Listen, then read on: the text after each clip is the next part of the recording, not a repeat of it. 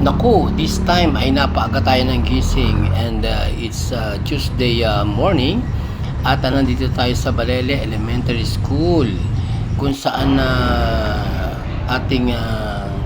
sinasaksihan ang nag-uumigting na pagkapatupad ng DILG ng Task Force Eskwela o talagang batas ito para sa ating mga estudyante na kailangan maingatan natin ang kanilang pagpasok at paglabas ng eskwelahan upang maging safe sila at ligtas sa kanilang mga pag-aaral. Dahil may kasabihan nga tayo na nasa kabataan ang pag-asa ng bayan, kaya matupad natin at pinipilit nating isakatuparan ito upang maging pag-asa nga sila ng bayan kung ating puprotektahan ang ating kinabukasan. Okay? So bilang tayo ay mga nakatatanda, para sa kanila ay kailangan gabayan natin sila dahil murang isip pa ang kanilang mga katawan at ang kanilang mga future ay talagang napakabata pa. So ingatan natin sila at talagang bigyan natin ng masusing proteksyon para ay ang Task Force Eskwela ay mapanatili nating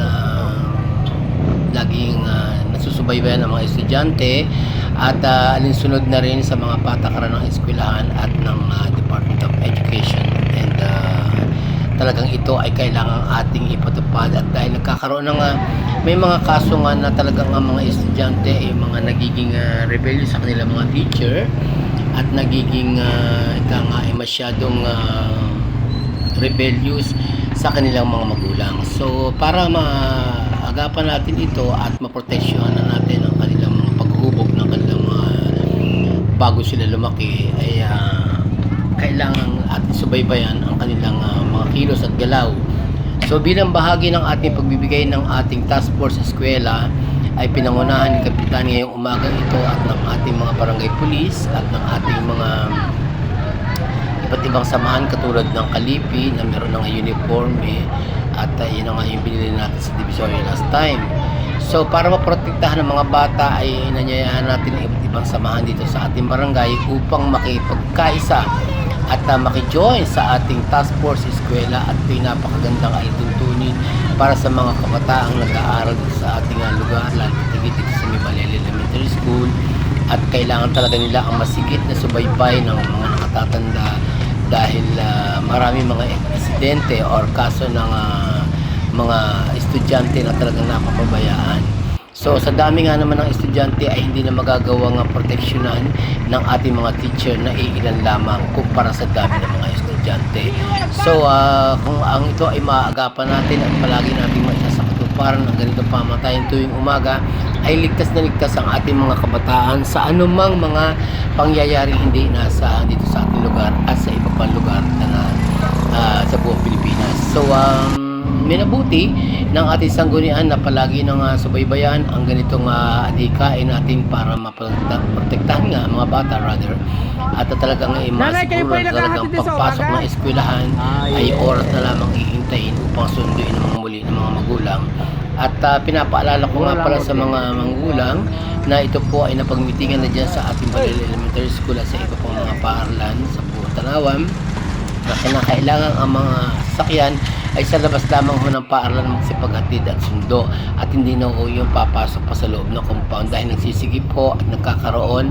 ng daloy ng trapiko diyan ho sa loob ng eskwelahan. So pagkadating ho ng umaga ay kailangan sarado na ho mga gate. Ang makakapasok lamang ho ay yung mga bisita at yung mga sasakyan na mga nagtuturo sa eskwelahan. Sumunod na lamang po tayo bilang mga magulang at mga parental guidance sa ating mga bata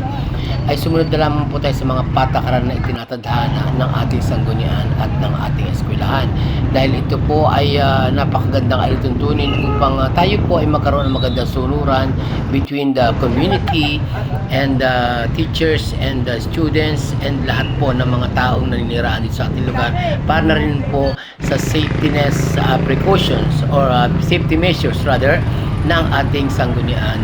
at ng ating pamahalaan at ng ating pamayanan dito sa ating lugar. So yan lamang po ang aking report this morning at napakaganda po ito at tayo po makiisa na lamang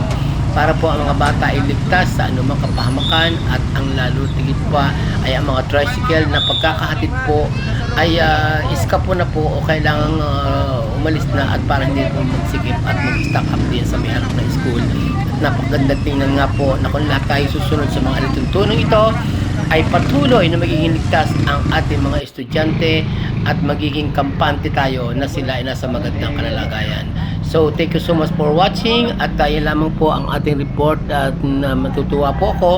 na kahit paano po ay nagsunuran na po ang mga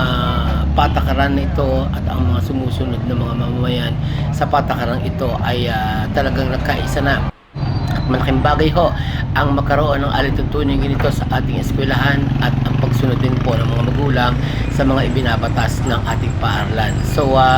bilang mga magulang din po ay sana po ay tayo po ay wag na makipagtalo sa mga teachers na nagsasagawa po ng mga batas na ganyan at wag na po tayong ay magkaroon ng konting komento pa dahil ito napakaganda na rin po para sa kapakanan ng inyong anak. Kaya ito po ay ginagawa nila ay para lalong higit pong mapayapa ang ating lugar sa pangunguna ng ating punong barangay at ng mga tagapagpatupad ng batas lalo tigit sa ating mga barangay police. Ayan, and shout out sa lahat ng mga naglilingkod sa ating pamayanan. And thank you so much for watching and see you on my next vlog again. Thank you.